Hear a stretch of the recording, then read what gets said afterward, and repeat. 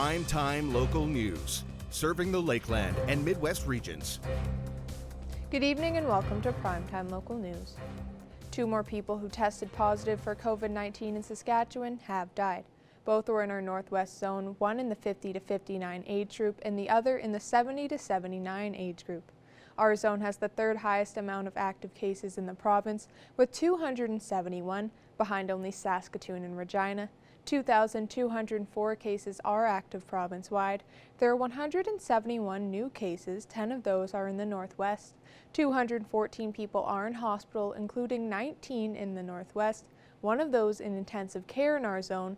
4,000 people have been given the first dose of the vaccine in our zone, with almost 43,000 people vaccinated province-wide. While temperatures have dropped into the -30s, we are still a couple of weeks away from the coldest night of the year fundraiser. Like many events, coldest night of the year is moving virtually, with teams encouraged to walk their own route and post pictures to social media.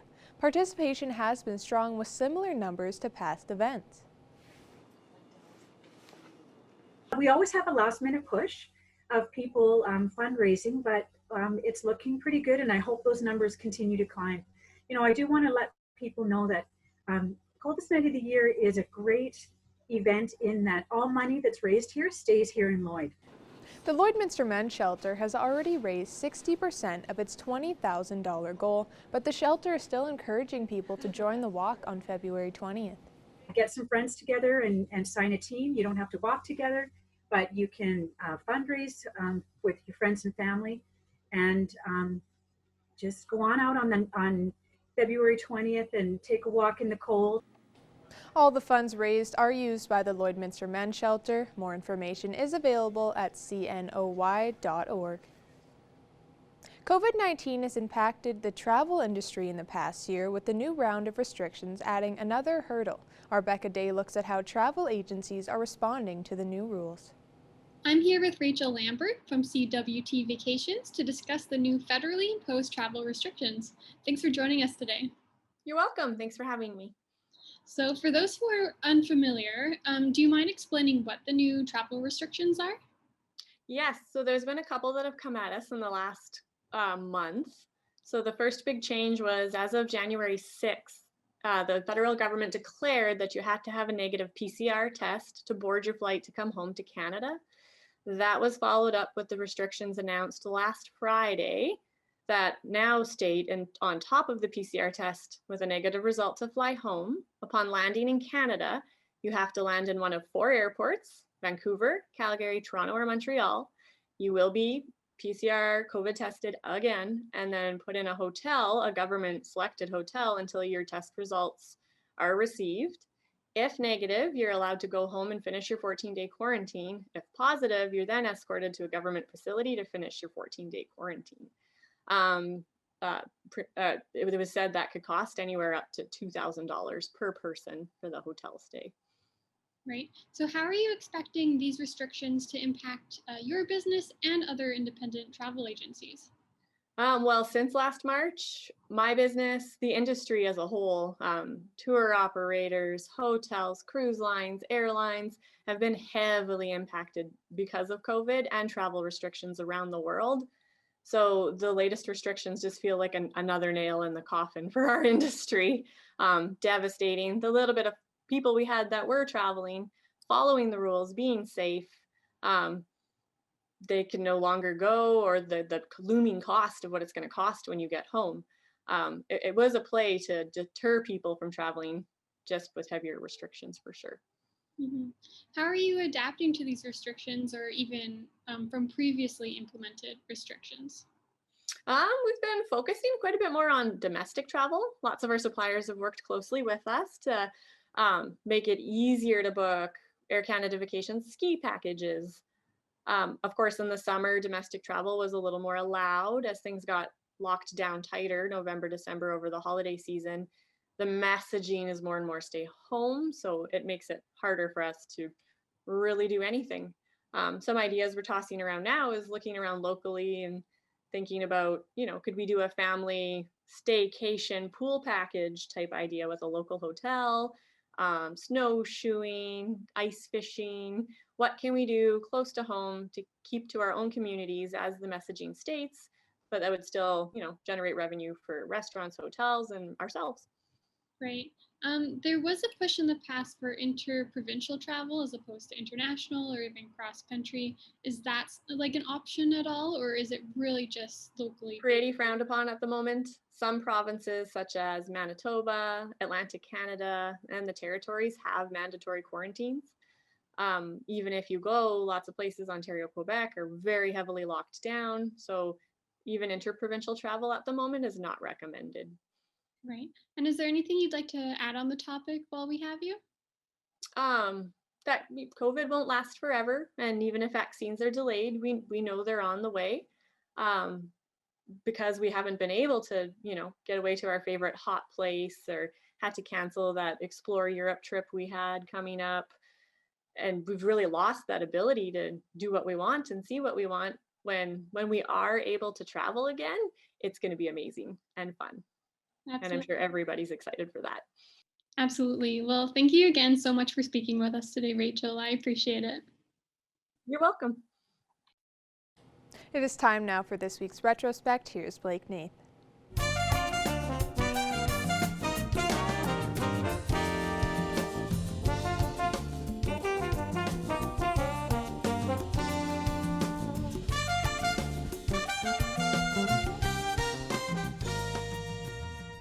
This week in retrospect.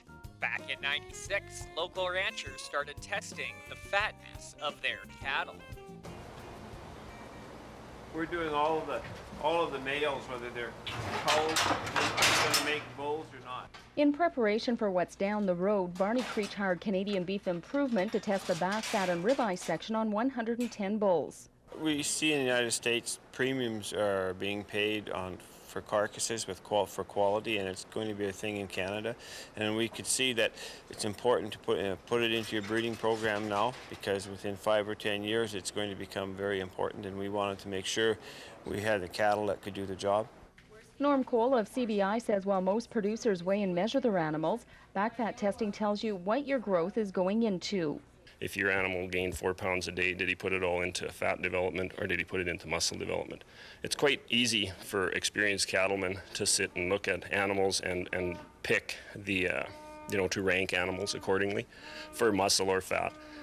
But you can probably pick out the thickest bulls in as far as muscle is, and then the slighter bulls. But how do you rank the ones in between? So this gives you an objective measurement to look at to rank them that way. And in 2000, the Lloydminster Public School Division drafts guidelines for students on the internet.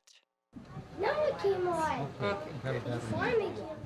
It's a common sight in Midwest classrooms, children logging on and exploring the internet.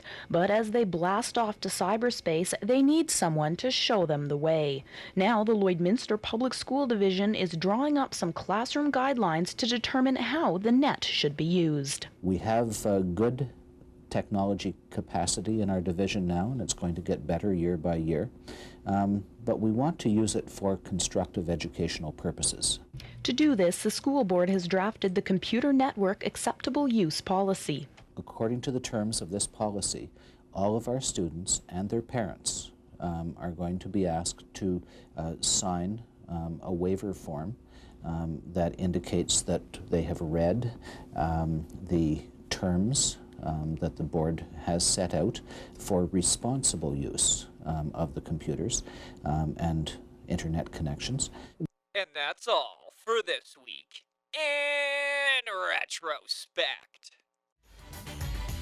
Retrospect this week is brought to you by Webb's Ford. Worth your while to drive the extra mile. Webb's Ford in Vermilion.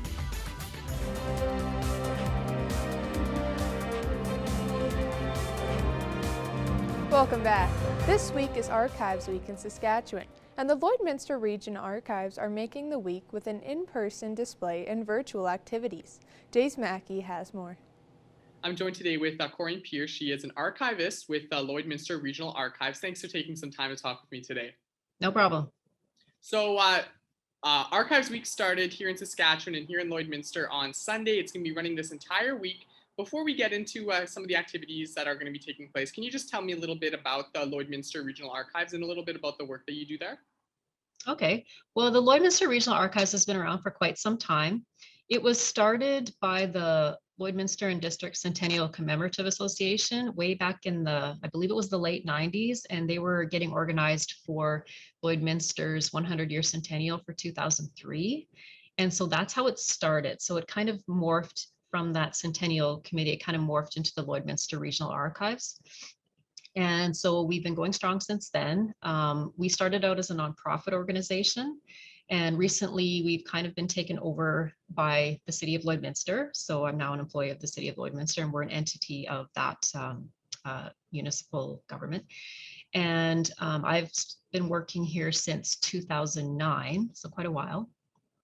And basically what the archives does is, our motto is basically our community's memory. So what we want to do is collect, accept, catalog, organize, file. We basically collect history of Lloydminster and area, and we want to make that history and information available to the public.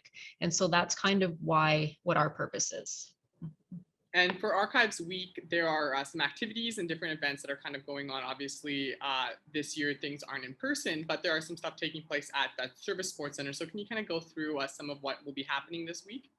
Sure. So due to COVID restrictions, there's not a lot we could do this year. So the Saskatchewan Council for Archives and Archivists, who actually are kind of the organizer of Archives Week in Saskatchewan, they've kind of this year wanted to do something compliant with COVID restrictions. So they've kind of wanted to encourage video presentations from their member organizations, which we are a member of.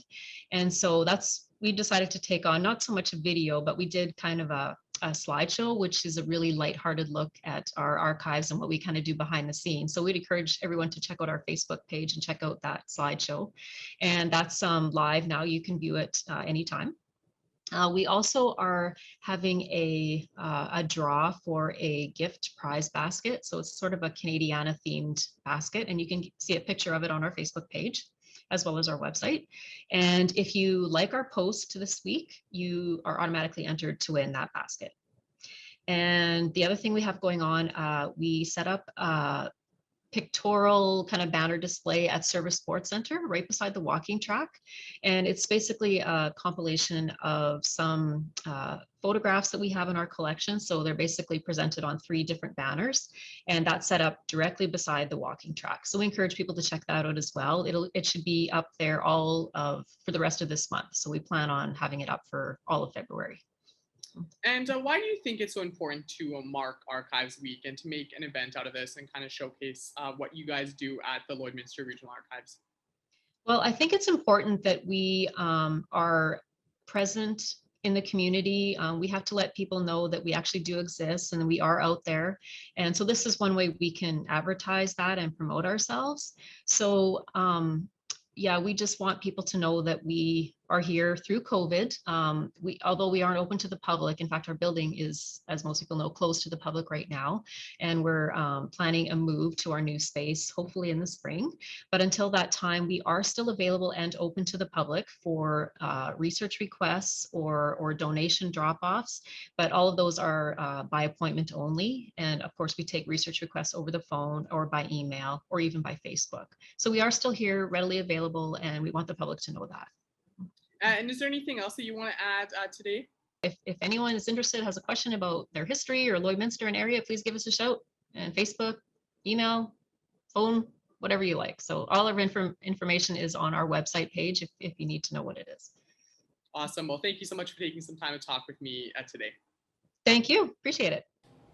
An upcoming seminar is looking to educate and inform the subject of home security. For more, we go to Tate Laycraft. Joining me currently for a check-in of sorts is the co-chair with the Lakeland Regional Safety Committee, Bonnie Van Holen. Thanks for being here. Yeah, for sure.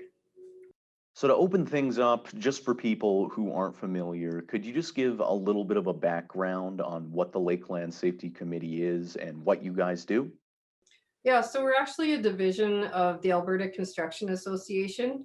So our area entails some of Saskatchewan and Alberta, from like Lloydminster and then Bonnyville, Cold Lake, St. Paul kind of region. So we're just here to kind of promote safety awareness in the area, mostly construction, but we kind of spanned out and we have oil and gas just because of the unique area, and municipalities, you name it. So it really, safety applies to everybody. So. And you guys have a seminar that's still a little ways away, but that just means there's more time for people to spread word. Could you tell me a little bit about crime prevention through environmental design? Yeah, so it kind of started with last year before COVID, but there was an economic downturn and people were seeing, it was kind of brought forward at a meeting that people were seeing an increase in thefts in the area, not just Lloydminster, but Bonnyville, Cold Lake. A lot of businesses were getting hit. So we decided to contact the local RCMP and see if they had anything that they could, present. So they have a CEPTED program, and I've taken it before through the Alberta Crime Prevention Association. It's a really good course. This will just be a touch on for businesses, but you can use it for residential and you can apply it to your personal home, to your business, all the way to community planners when they're designing a new residential area. So there's a lot of good takeaways that people can get from it. And for anyone who's interested or maybe looking to reflect on the state of their home security, what can they do? Where can they learn more? Yeah, so they can go to the Lloydminster Regional, or the Lakeland Regional Safety Committee online. They can contact lakelandrsc@gmail.com if they want more information, and Dorothy will get that out to them. It's going to be, March the 23rd at 10 o'clock is when we're going to start it. And we've got Constable Flynn, who is newer to the area. She's had a lot of real policing experience. She's the SRO for the Catholic School Division, I want to say. Yeah, so it'll be good. Thanks so much for chatting with me, Bonnie. Thanks. Now here are your stock market prices for today.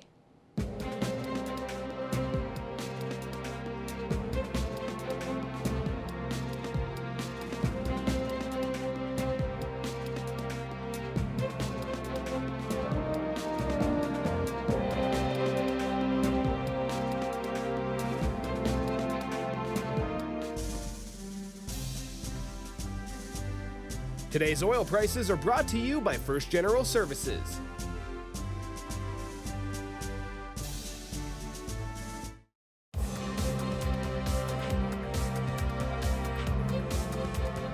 When it comes to championships, the Pittsburgh Steelers have 6, the New England Patriots have 6, and now one man has more than any other NFL team. Tom Brady earned his 7th Super Bowl ring in a 31-9 win over the Kansas City Chiefs. Evan Kenny and Eric Bay have more on the game.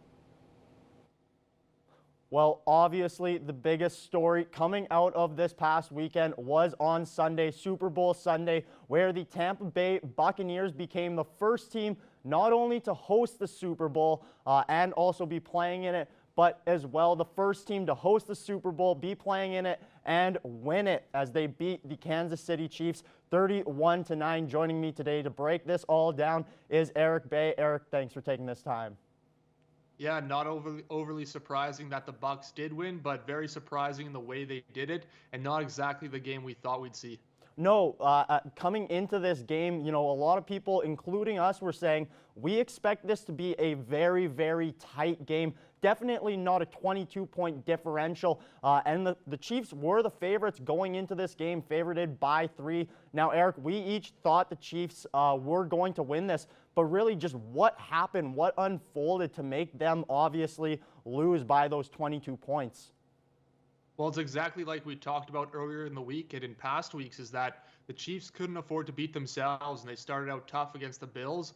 and they did the same thing again here this week against the Bucks. I mean, you can't take 120 yards in penalties and over 100 alone in that second quarter. They were really making very bad choices, poor penalties, some poor decision making there too. And that really shot themselves in the foot, especially when you're going up against a team like the Bucks, led by Tom Brady. You can't give a guy like Tom Brady any extra chances, and they really did a good job, the Bucks did, of capitalizing on those mistakes early to spot them to that very early lead at halftime. And by then it was just too little too late for the Chiefs to kind of overcome. For sure. And, you know, looking at those penalties, it wasn't just the yards that they gave up there, but they also gave the Bucks a fresh set of downs. And I mean, you know, love him or hate him, Tom Brady is the best quarterback of all time in the NFL. And when you give him 3 brand new downs to make something happen, 9 times out of 10, he is going to do that, and he did show that. I mean, between his connections with Rob Gronkowski, got one with Antonio Brown there, those penalties really, you know, just killed the Chiefs any momentum that they were hoping to get there. And, you know, we saw a couple very undisciplined ones. Tyrann Mathieu there had a couple penalties called against him there. But, Eric, there was one while we were watching the game that neither of us really agreed with the call. It sort of looked like an uncatchable ball. Do you want to just break that down there? Yeah, again, you mentioned those unsportsmanlike conduct penalties, and one earlier to Chris Jones that really set up the Buccaneers. But I mean, if you can hold the Bucs to a field goal there, you're sitting pretty good.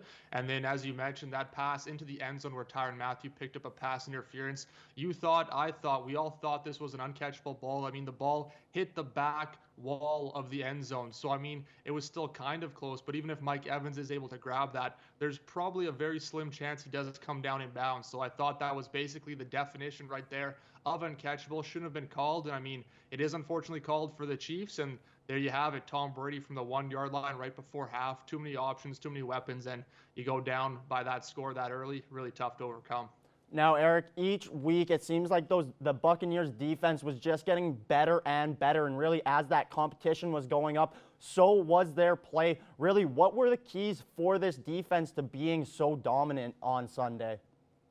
Yeah, pressure. I mean, that's what we've said. That's really the kryptonite of all quarterbacks is pressure. You stop them from having time in the pocket to settle down, find open receivers, and really pressure them to move quicker. And that's what this front line did. I mean, Ndamukong Suh had a sack and a half. Pierre-Paul had a sack. Even Shaq Barrett was around the quarterback. And I mean, any quarterback less mobile than a guy like Patrick Mahomes, you're looking at way more than 3 sacks. I'm talking like 6, 7, 8, because they were all over him from start till finish and did a very good job too of once that Mahomes did escape the pocket, they were able to contain him, keep him behind the line, and force him to throw the ball away downfield. And that was really the key, is to be able to maintain a guy with his athleticism, keep him from making those throws and stopping the Chiefs offense right from the start of the snap.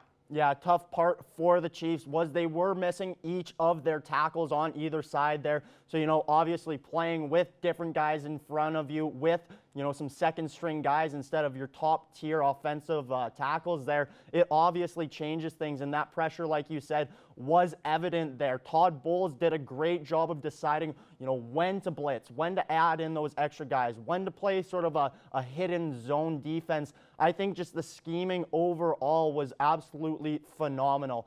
Now, Eric, Tom Brady did win the MVP. Rightfully so. He did have a great game. But in my mind, if you could choose the MVP, it should have just gone to the defense as a whole. Obviously, a whole position can't win the most valuable player. So from that defense, who do you think stood out the most? I think Shaq Barrett. I mean, he maybe didn't have the sack totals of a guy like Suh or Jason Pierre-Paul, but I mean, he did have 1 tackle for loss and was all around the quarterback all night long, disrupting it from the get-go at the line of scrimmage. But like you say, this defense has carried the Buccaneers, I think, throughout the entire playoffs and really should be named the MVP of this team as a unit for sure. And for me, Eric, I got to go with Devin White. He was in on 12 different tackles throughout that game and got an interception. Now, the interception, the game was kind of over at that point, but it does make for a nice stat line. So he would be getting my MVP for the defense. Well, Eric, the Tampa Bay Buccaneers are now 2-0 in the Super Bowl, and Tom Brady has his 7th ring. It should be exciting what we see over the offseason and into next year's NFL season. Now our Connor Chan will take a look at your weather forecast.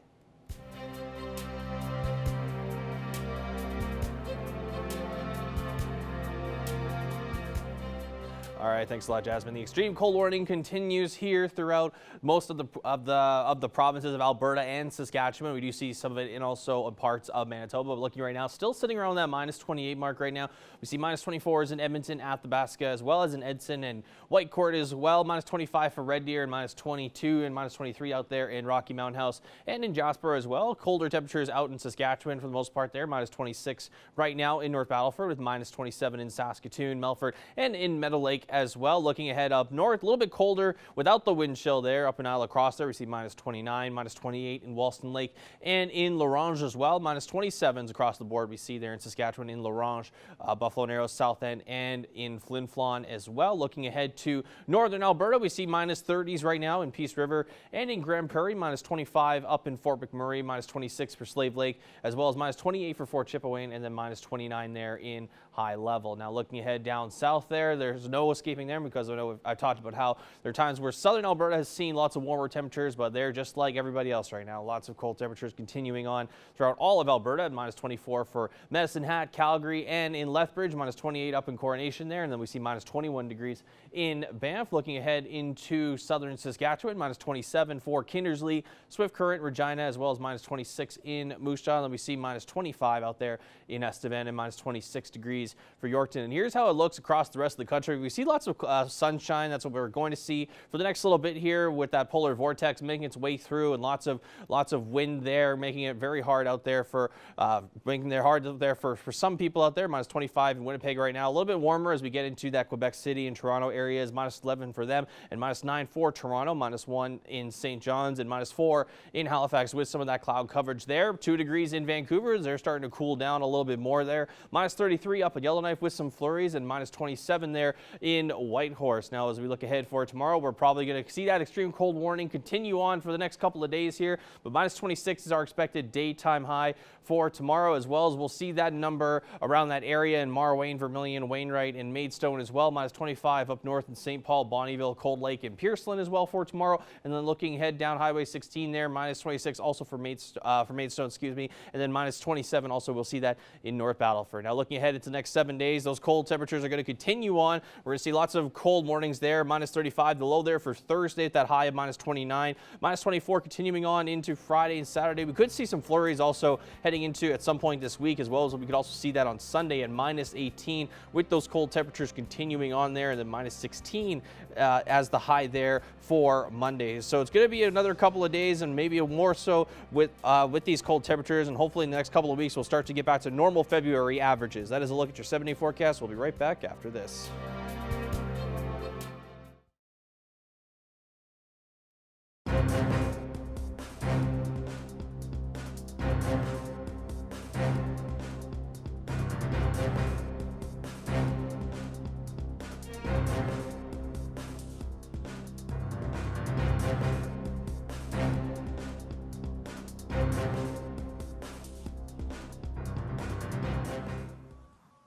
Joining us today for Primetime Local News is Max, Alicious, and Donna, Miss D, who are a part of the Slay the Night drag show coming up on Saturday. How are you both today? I'm well, thank you. Thanks. So Lloydminster Slay the Night is returning this year with a new show, but will be having to perform online for the audience. Can you tell me more about what this year's show will be based on? This year's show, we're doing Grease Slay the Night style. So it's a bit of a twist on Grease. It's our take on Grease. So it might not be the expected Grease that you think of when you think of John Travolta and Olivia Newton-John. So that's what's coming up on Saturday. And Alicia, do you have anything to add for that? No. Okay.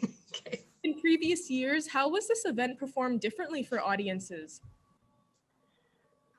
Last year we did live performances in person at the Legion. So I was fortunate enough to co-host and MC that event as well. And so I think what's different is not having the same live audience right there in front of us. We're going to have the audience through Zoom, but right there in front of us that we can sort of interact and mingle with in the same way. I think another difference is as we are following kind of like, you know, we've got a storyline this year.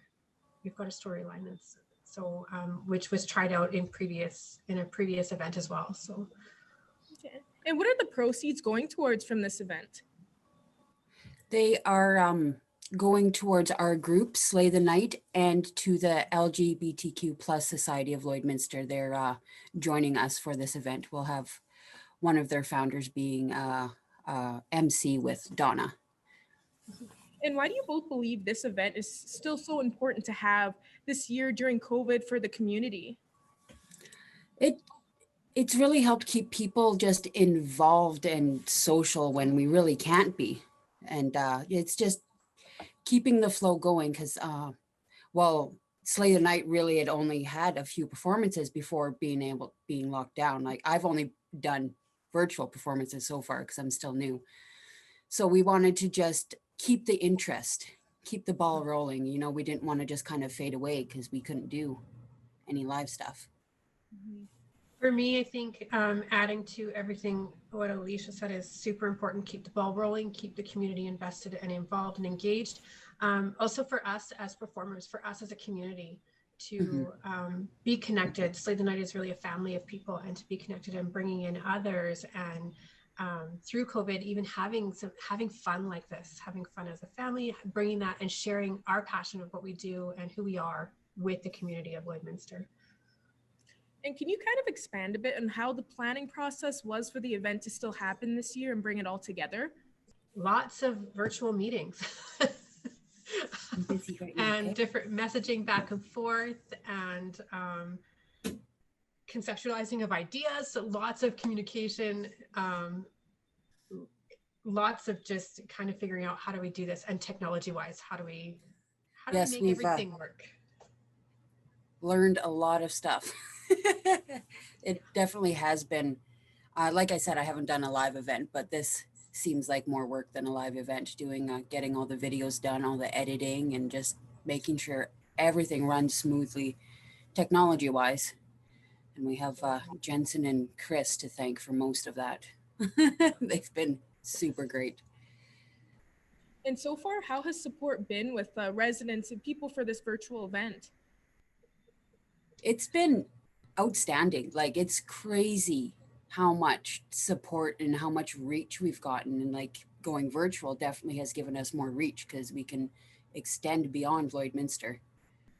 And people will buy tickets online for this event anytime now, or has it been sold out now? Tickets are available until Friday, but I think there's only about 20 more spots left because we're limited to how many people can be in a Zoom call. So if you want some, go visit our Facebook page, and there'll be links there to get it. Is there anything else you both want to add for residents to know about for this event? I would highlight, I know it's already been highlighted, but that we are splitting events with the LGBT, or splitting funds.